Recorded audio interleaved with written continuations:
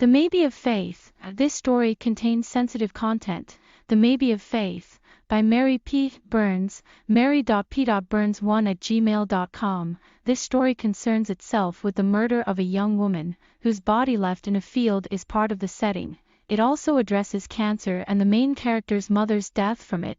Trout Almondine scrambled up into the old oak tree, her toes finding familiar notches, her bare feet balancing easily on broad rough branches.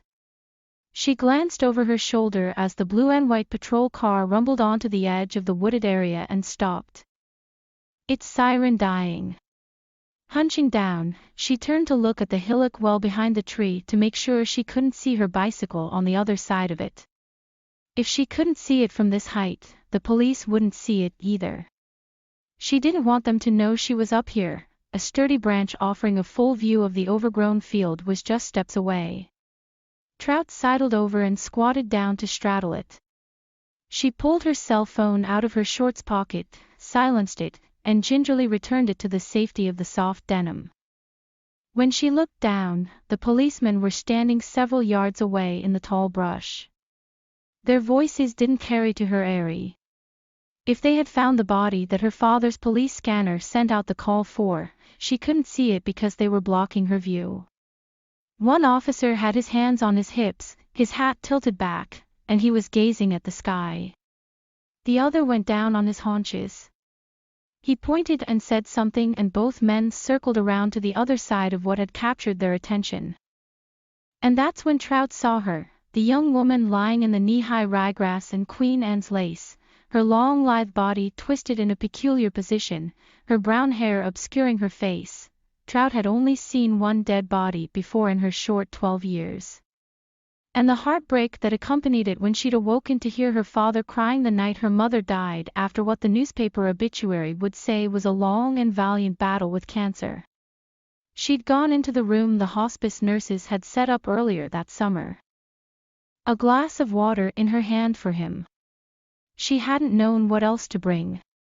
She hadn't known her mother was dead. She seemed to be sleeping peacefully. Miss Novena would later tell her that she was, that her nurses had seen to it that there was no pain as she left her life.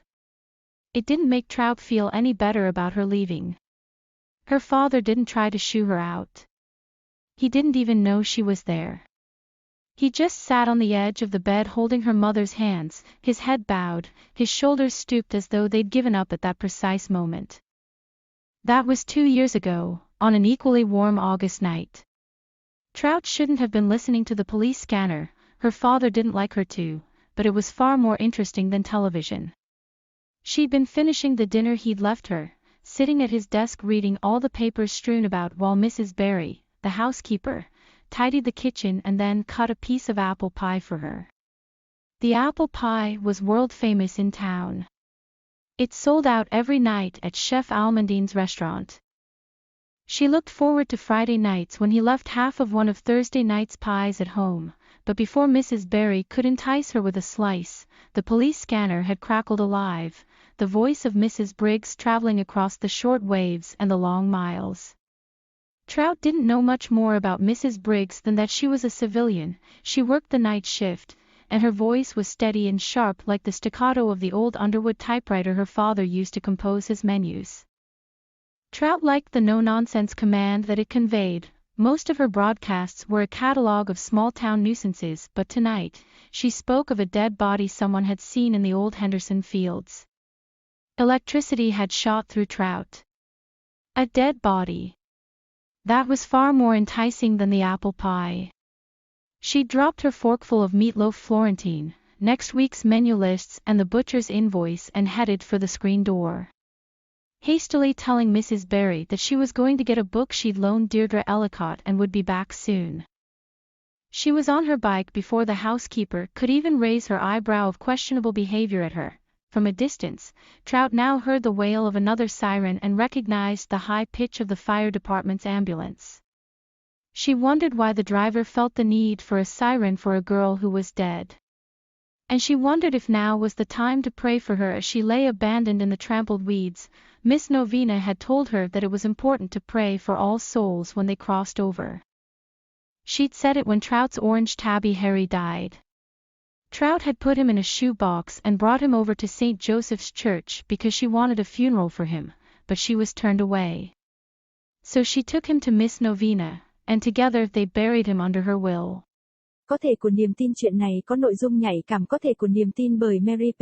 Burn MARY.P.BUANS1A@gmail.com. Câu chuyện này liên quan đến vụ sát hại một phụ nữ trẻ, người bị bỏ lại trên cánh đồng là một phần của bối cảnh. Nó cũng đề cập đến căn bệnh ung thư và cái chết của mẹ nhân vật chính vì nó trao Amandine bò lên cây sồi già, ngón chân tìm những đường khía quen thuộc.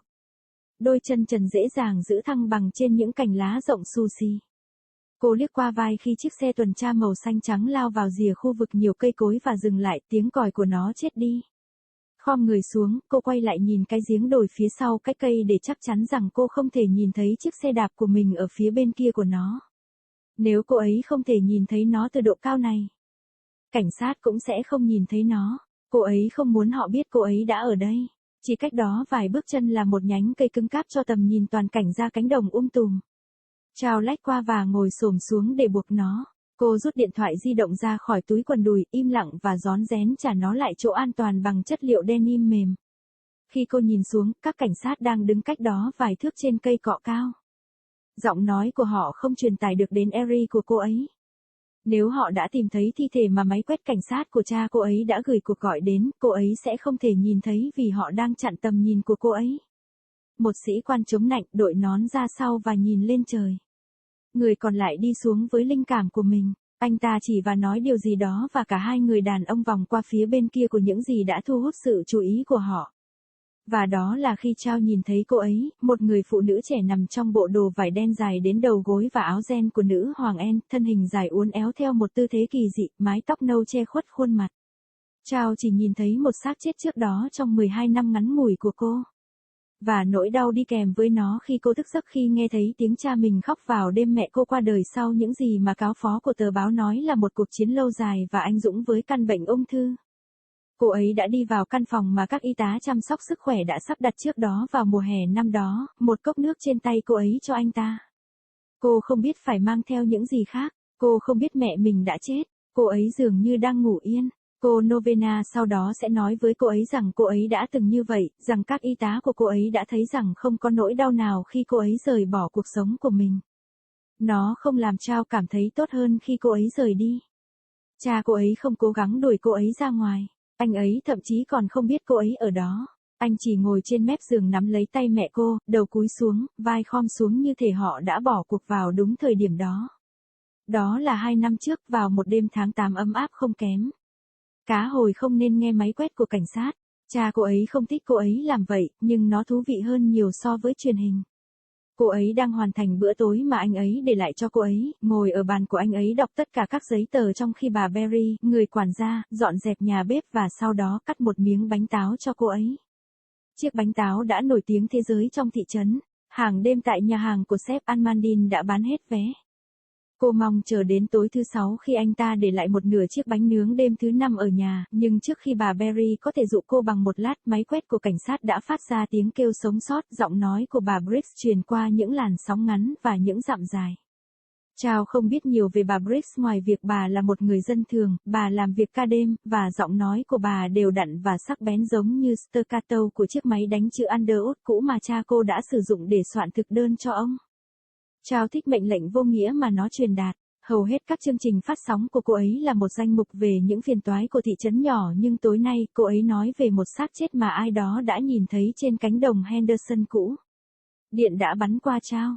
Một xác chết, điều đó hấp dẫn hơn nhiều so với chiếc bánh táo. Cô ấy đã bỏ vài dĩa bánh mì thịt Florentine, danh sách thực đơn của tuần tới và hóa đơn của người bán thịt và đi đến cửa lưới. Vội vàng nói với bà Berry rằng bà sẽ lấy một cuốn sách mà bà cho Deirdre Ellicott mượn và sẽ sớm quay lại. Bà đã đạp xe trước khi người quản gia kịp nhướng mày về hành vi đáng nghi vấn về phía bà. Từ xa, Chao giờ đã nghe thấy tiếng hú của một còi báo động khác và nhận ra âm vực cao của xe cứu thương. Cô tự hỏi tại sao người lái xe cảm thấy cần phải có còi báo động cho một cô gái đã chết. Và cô tự hỏi liệu bây giờ có phải là lúc để cầu nguyện cho cô khi cô bị bỏ rơi trong đám cỏ dại bị chà đạp. Cô Novena đã nói với cô ấy rằng điều quan trọng là phải cầu nguyện cho tất cả các linh hồn khi họ vượt qua. Cô ấy đã nói điều đó khi Harry mướp màu cam của Charles qua đời. Charles đã cho anh ta vào một chiếc hộp đựng giày và đưa anh ta đến nhà thờ Thánh Joseph vì cô ấy muốn tổ chức tang lễ cho anh ta, nhưng cô ấy đã từ chối. Vì vậy cô ấy đã đưa anh ta đến cô Novena, và họ cùng nhau chôn cất anh ta theo di nguyện của cô ấy.